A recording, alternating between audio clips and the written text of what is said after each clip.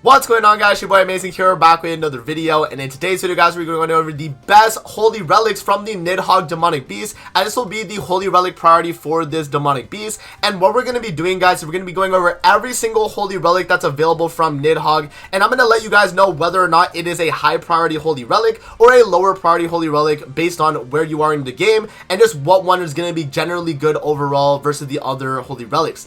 If you guys do enjoy videos like this, man, definitely make sure to hit that like button and subscribe, as we are on the road to that 50,000 subscribers. And guys, we recently hit that 48k. We've been grinding on the channel, man. You guys have been showing us a ton of support, and yeah, I'd appreciate it if you hit that sub button if you haven't already, and like, comment, subscribe. And with that out of the way, guys, let's hop in and let's talk the holy relics here from Nidhogg. Now, guys, one last thing to mention is the Nidhogg complete guide will be coming out a little bit later this week. I gotta work on it. It's gonna take a minute to make. But yeah, I mean, I just wanted to kind of preface that so you guys know. But I have the holy relic priority at least out now, so you guys have a good general idea of what you want to be making when you are farming through Nidhogg. So, all right, starting off with Fraudrin's relic here. He has a holy relic effect of just basic stat increase, and again, this is not a backline supportive thing. It's just that he always gains the stats regardless of if he's in the backline or not. So this says it does not have a special effect, but greatly increases the basic stats of the holy relic. So pretty much the holy relic just provides a ton of extra stats. Now, is this worthwhile on Fraudrin? Definitely not. This is a low priority holy relic because the only Fraudrin that is good is the sacrificial one, the one that you want to die. Right, like the one that you're sacrificing is the one you want to die, and why would you want extra stats on the one that you want to die? It doesn't make sense, guys. So this is easily the lowest priority relic from Nidhogg, easily, and it's just not worth really picking up, for the most part. And then Green Fraudrin here just doesn't have enough CC to warrant you running him for this, so yeah, it's really just not a worthwhile holy relic. Moving on to Meliodas' holy relic. Now, I'm not gonna be biased about this, guys. I'm gonna give you guys the honest explanation for this. So, increases attack-related stats of allies with the revival effect by 30%, then increases allies' basic stats by 3% for each ignite applied to enemies up to a max of 5 times. Now, this holy relic's actually solid. It's not even bad at all. Like, no bias, take that aside, guys. This is actually a really solid holy relic, because think about it like this. You have attack-related stats on the character that gets revived. So, let's say you have someone get revived, you get that attack related stats on them. It's kind of like, let's say it's kind of like Ultimate Escanor when he dies. He gains attack related stats on his revive, right? He just gets stronger. And then increase allies basic stats when you have ignites. That's decent. It kind of depends on the team. But overall, is this something that I'm gonna recommend for you guys? Generally speaking, I would say probably not. It's probably like the low to mid tier priority. This can be useful for some like Heroes Arena situations. I know back in the day we used to run like we used to run Meliodas' holy relic here, and then you would have like Perg Melee on a with Matrona to kind of like heal up you every single turn, and you would have the revive on him so that he would never die, and you would just have increased damage. So yeah, there was definitely some strats with it. Nowadays though, I feel like it's a less valuable. So yeah, definitely a lower to mid tier priority holy relic, guys. Even though I really love Meliodas, it's lower tier. It's not that insane. Now moving on to Zeldris and Red Zeldris' holy relic here, guys. This one is a very good holy relic.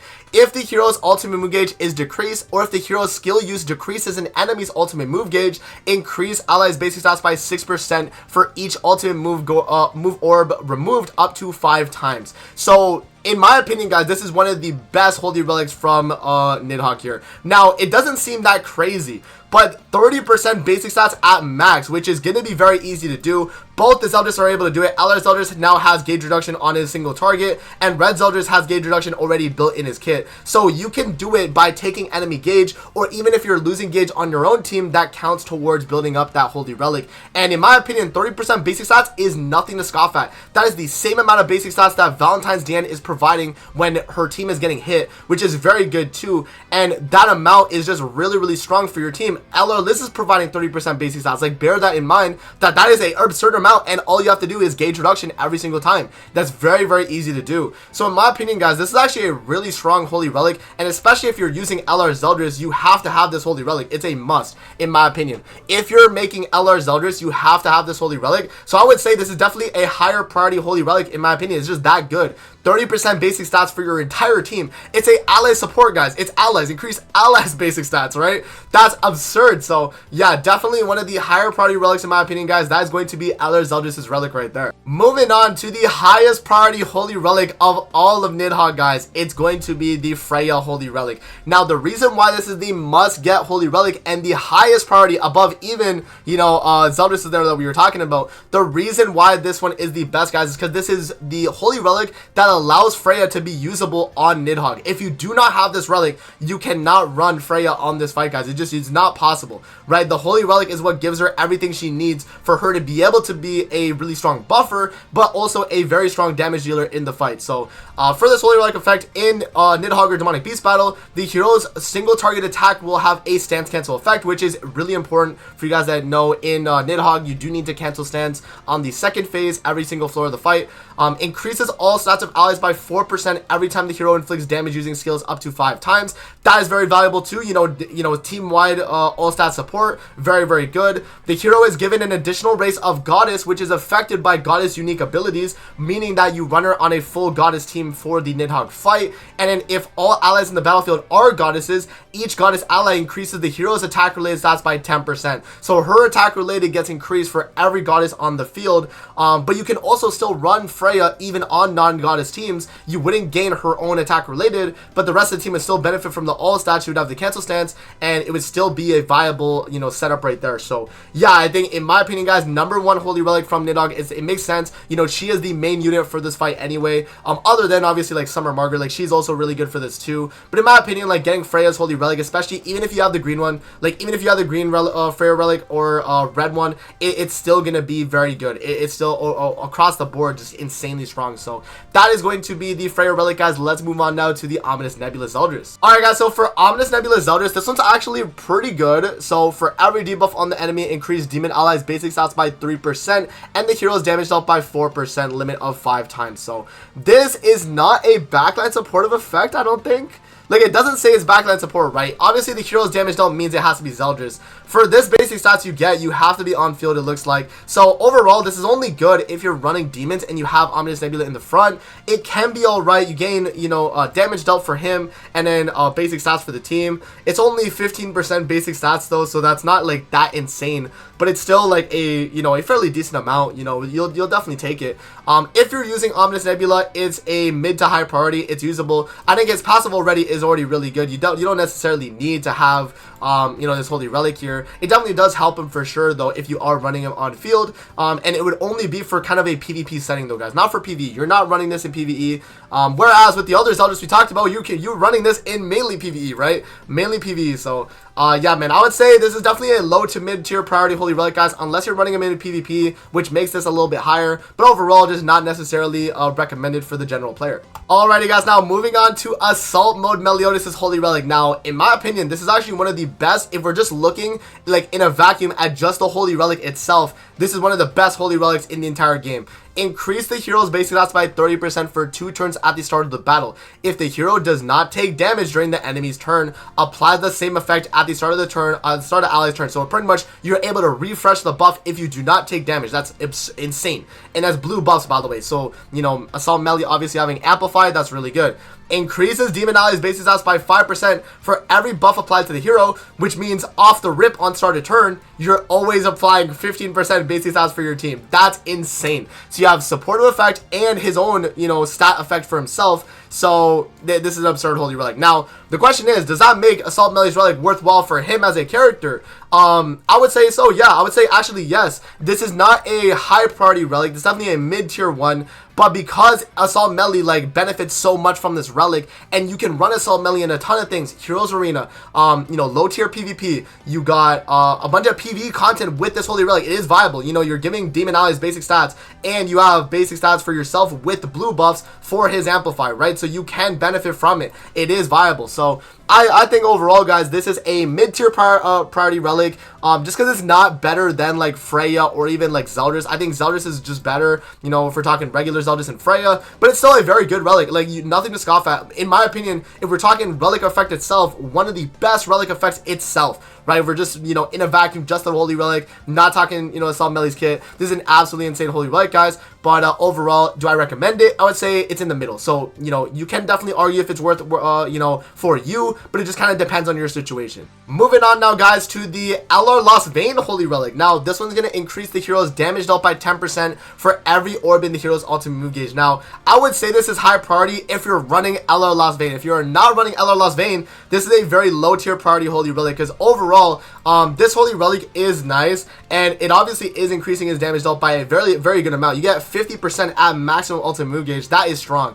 But overall, Lostvayne right now in the game, guys, is kind of falling off. It's kind of the same situation as like Assault Melee, whereas like I think the relic is good. For him, I mean, it's solid, right? 50% damage dealt is good. It's just Lostvayne right now is just not really a viable character in the game overall. I mean, you can still use him in, you know, like OG Demon and, you know, like maybe low tier PvP, or even in like Chaos Battle maybe too. But overall, like not in the general case of the game that you're really going to be using this character. So I'd say it's definitely a mid tier priority relic, kind of similar to Assault Mode Meliodas. Now moving on to another high priority holy relic, guys, we got Queen Diane's holy relic. So this one's going to increase allies damage dealt by 30% for 2 turns when the hero assumes a stance, and both Dianes benefit from this a ton. The Valentine's Diane is providing basic stats already, so now she's able to provide damage dealt and the attack related in PvE, whereas the Queen Diane, she's going to be providing attack related stats and now damage dealt on top of that, and the stance actually gives her damage cap for herself too, so you're drawing damage away from your team while being able to still be very, very tanky. So I think Queen Diane is a high priority holy relic. Now, would I suggest this one over Zeldris? I would say, yeah, I would say so, because I think she is better than Zeldris. She is just better, right? As a unit, like Queen Diane or even Valentine's Diane is better than Zeldris. So for PvE talking, right? Like if we're talking PvE strictly. So I would say, yeah, Queen Diane's relic is more of a priority overall, because you would gain more benefit. And even in PvP, Queen Diane is a usable character in PvP because of her LR. Like, she is that strong now. And with this holy relic, you're buffing your team's damage, which is just super valuable in PvP too. So yeah, I mean, guys, this holy relic has to be my number 2 right now. Like, it's just that insane. You know, you have to make sure that you get this for your Queen Dianes. They're both you know, very good with it, and they all benefit a ton. So let's move on, guys. Moving on to the next one, guys, we got Light Elizabeth here. So it's going to increase the hero's damage dealt by 10% and decrease the damage taken by 5% for each applicable ally on the battlefield, and removes infect from allies before the recovery from the hero's unique ability activates. So that is actually not a bad passive at all. The only thing is that she's not like really buffing the team in any sense. I know Light Liz was already buffing in her passive, right? She obviously, you know, provided basic stats for the team.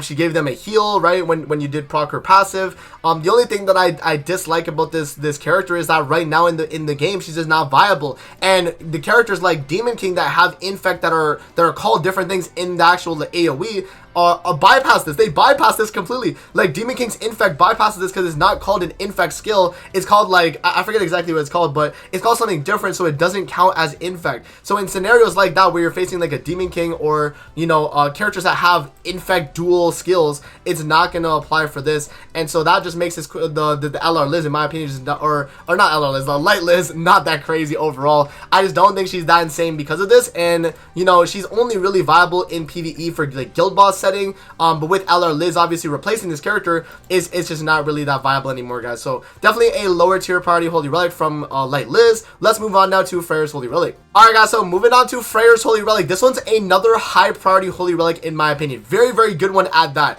It's going to increase applicable allies basic stats by 5% and damage dealt with single target attacks by 5% for each applicable ally on the battlefield. If you're in a 4v4 setting, guys, you're getting 20% single target attack damage and also 20% basic stats. That's insane. You know, you're getting that for Unknown and Ragnarok characters, meaning that Freya can benefit from this. Donar can benefit from this in Skull and Hadi if you're running her, you know, alongside Freyr, which you most likely are. You know, all your Unknown characters, so Milim, you know, Xion, like all these super strong Unknowns benefit. So it's just super insane, guys, that you're able to get that much stats for your team. Pretty much this acts as kind of like a Nanashi Holy Relic in a sense, right? But with more like single target aligned damage and just 20% basic stats. So, and again, this is also active in the sub slot too. So, you know, maybe if you don't have Nanashi Holy Relic yet, for whatever reason, you know, you run on this backline, that's still solid too. So yeah, this is, in my opinion, guys, another high priority holy relic. It's not better than, I'd say, LR Queen Diane's at the moment, but it's still like up there. I'd say this one's probably tied with LR Zeldris. Like, it's still very good,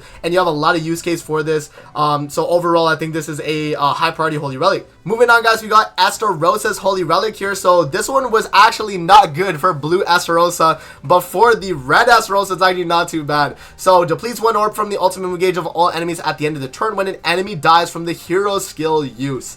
So this is not a crazy holy relic just for the blue Estarossa, but for red Estarossa, guys, this is pretty good. The only thing is, though, is that we don't really have ult rush right now in the meta, so it's not necessarily really gonna benefit too much of you having this relic. So I'd say this is definitely a mid-tier priority relic overall, even though the red Estarossa does benefit a good amount from it because he's gonna be a really strong damage dealer. It's just that you're not really, you know, you're not taking enemies ultimate move gauge off the rip like that when you get a kill with him. So I just don't see it as being that valuable, but it definitely can. It definitely is for red Estarossa specifically. If you have Halloween Estarossa, I would say this is definitely a higher priority. But for you know, for the general like blue Estarossa, it's a very low priority holy relic, guys. It's just not that insane overall. But yeah, that is going to be Estarossa right there. Let's move on to Roxy. Moving on now to Roxy's holy relic here, guys. This one is another high priority holy relic in my opinion. Increases the hero's basic stats by 3% and critical damage by 30 for each human ally in the battlefield. So if you are running Roxy on, let's say you're rocking her on Skull and Hottie, right? You're running Skull and Hottie and you're running the full human team. You're running the team I ran for my Nazis. Let's say that, right? You're getting, what is that, 90% crit damage and 9% basic stats, which means that Roxy's damage past the initial hit on her passive is actually gonna be increased. This, in my opinion, is a higher priority holy relic only if you use Roxy for content where you're trying to abuse the damage past the initial hit. It is valuable, and that's gonna also provide obviously more damage for Roxy in general. That means she's gonna hit damage cap more easier, and yeah, I mean, it's just a very strong holy relic. High priority, but not better than like Freyr or Zeldris or Queen Diane. I would say it's a little bit less than them, but it's still very good, guys. Still very, very good, and in my opinion, one of the relics that you should be definitely getting on your account. Moving on to Monspiet's holy relic here, guys. This is going to be a very good holy relic effect, actually. Applies 2 ignite effects on all enemies for 3 turns at the start of the ally's turn, and applies 1 additional ignite effect if all allies in the battle are demons. And each ignite effect on enemies increases allies damage dealt by 3% up to 30%, which is very, very good, right? Limit of 10 times 3 times 10, so you get 30% extra damage dealt. That's very good. The only thing that sucks about Monspiet overall, guys, is that you're only getting this holy relic for guild boss nukes, which is one of the things you would use it for. And then the other thing would be for like final bosses where, you know, in a situation like right now's final boss, if we actually go to the final boss for the trio of troublemakers, it actually is viable right now because of the way you know, he kind of works, right? Because of the way Monspiet works, right? So that's definitely very, very important. So you guys can see here, like, look how high these guys are scoring with Monspiet is because of how many times he's able to reapply it because of his holy relic. So it is a kind of niche holy relic in that sense. It's not something that you're really gonna get a super insane amount of value, but it kind of just depends on the you know, kind of the time frame you're getting it. Like, maybe it's for the final boss, or, you know, maybe you're doing a guild boss nuke for like for Einik or something like that, or for Kalik, right? So that is a viability in terms of that. But overall, guys, definitely mid to low tier priority holy relic. Not something I'm going to recommend for you guys overall, but it is definitely kind of niche and has its uses for sure. Alrighty, guys, moving on to the last holy relic effect here. We got the what is this, the Infinity Merlin holy relic. So this holy relic effect is going to decrease all allies damage taken by 3% up to 30% for every debuff applied to all enemies. And if all allies, including the secondary slot, are the 7 deadly sins heroes, all allies participating in the battle will have their basic stats increased by 15%. So that is very good. This holy relic is able to be used from the backline as well. So if Sin's team ever becomes #1 again, this character is most likely going to be the best backline in my opinion, just because you're getting 15% basic stats and up to 30% damage reduction. That's insane. So this holy relic is really good if you're running Sin's team, guys. Definitely a higher priority in that sense, but right now Sin's is not the greatest in PvP, and you would only really benefit from using this in PvP in my opinion. You definitely can use this in some Heroes Arena settings though. It is viable in that if you're running, you know, full 7 deadly sins. But overall, guys, I would say this is definitely a mid, depending on if it's higher or lower would be if if you are running Sins or not. So definitely mid to low tier priority for the general player, but if you are running Sins, it could be definitely mid to high priority, you know, depending on how much use you can actually get at it. Alrighty guys, just to give my TLDR now for the Holy Relics, the number 1 relic is going to be Freya, number 2 is going to be Queen Diane, and I think number 3 is going to be a tie between Freyr and also the regular Zeldris relic right here. Both very, very good. And then from there, guys, it's just kind of whatever you want to pick up, right? Whatever niche picks, you know, you got Roxy, which is very good, still a high priority in my opinion. You got, you know, Merlin's could be good for you on a Sins team. We got like a Salt Mela is actually, you know, kind of solid overall. Yeah, there's definitely options from that point. So I would say, you know, number 1, definitely focus on Freya, and then from there kind of branch off into the other kind of supportive Holy Relics. Those ones are going to be the main, you know, benefit you're going to get for your team. And yeah, guys, that is going to be the Holy Relic priority in my opinion. So that's going to be it for the video. I hope you guys did enjoy. Let me know what you guys think in the comment section below of my ranking here for the Holy Relic priority, and also what relics are you guys going to be making for your account. So that's going to be it, and I'm going to see you guys on the next one, man. Peace out. Have a good rest of your day, guys. See you there, man.